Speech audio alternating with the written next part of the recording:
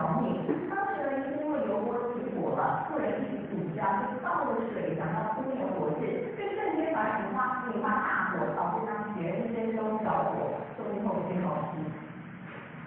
油锅起火，如果倒水要扑灭，就会遇上这种恐怖的情形，不仅整个人会着火，还有可能因此吸入过多浓烟而自己死亡。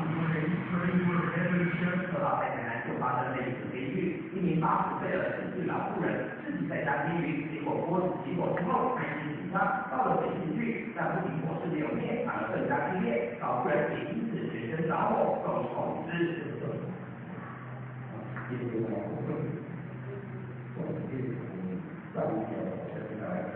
这些计划也是代表高温，还有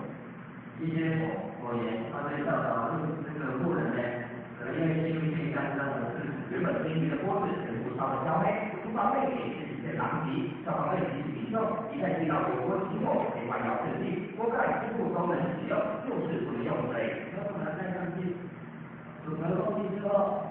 油后就自然掉火度把它覆盖。一样有锅盖的效果。原本只是要煎2条鱼当晚餐，结果是因为不知道该如何处置，老妇人不幸丧命，让家人悲痛不已。电视新闻综合报道。